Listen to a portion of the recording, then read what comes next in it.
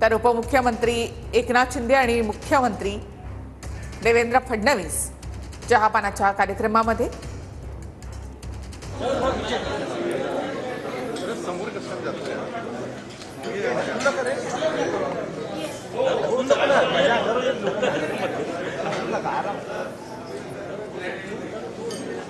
तर मुख्यमंत्री देवेंद्र फडणवीस आणि उपमुख्यमंत्री एकनाथ शिंदे चहापानाच्या कार्यक्रमात हिवाळी अधिवेशनाच्या पूर्वसंध्येला सत्ताधाऱ्यांकडून चहापानाचा कार्यक्रम आयोजित करण्यात आलेला आहे आणि आपल्या दोन्ही उपमुख्यमंत्र्यांसह मुख्यमंत्री देवेंद्र फडणवीस या चहापानाच्या कार्यक्रमात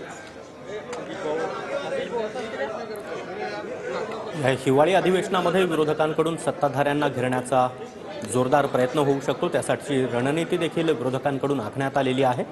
मात्र तत्पूर्वी हे दृश्य आपण पाहतोय सरकारकडून आयोजित चहापानाचा कार्यक्रम आणि या ठिकाणी मुख्यमंत्री देवेंद्र फडणवीस आपल्या दोन्ही उपमुख्यमंत्र्यांसह आणि नवनिर्वाचित मंत्र्यांसह चहापानाचा आस्वाद घेतात। चहा असा हा प्रकार असतो की जो एकमेकांशी संवाद वाढवतो। तर इथे आपण पाहतोय की देवेंद्र फडणवीस आणि उपमुख्यमंत्री एकनाथ शिंदे, उपमुख्यमंत्री अजित पवार आणि त्यांच्या मंत्रिमंडळामधले त्यांचे आता नवे सहकारी चहाचा आस्वाद घेत आजच्या मंत्रिमंडळावर चर्चा, त्याचबरोबर उद्याच्या हिवाळी अधिवेशनामध्ये मांडण्याचे मुद्दे आणि नवी सुरुवात या संदर्भामध्ये चर्चा करताना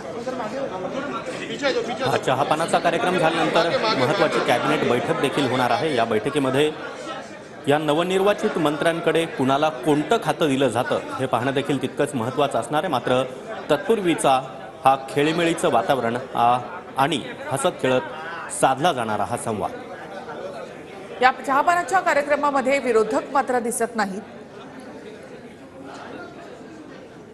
मोठा संख्याबळ घेत महायुती सत्तेत आलेली आहे,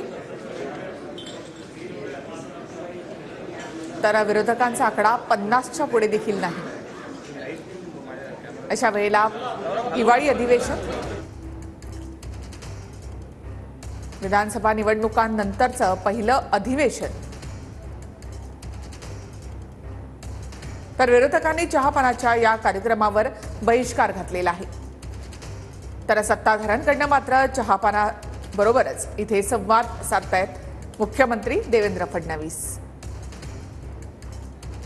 मसाजोगमधील सरपंच संतोष देशमुख हत्या प्रकरण असेल, त्याचबरोबर इतरही मुद्द्यांवरून विरोधक अधिवेशनामध्ये चांगलेच आक्रमक होण्याची शक्यता आणि त्याच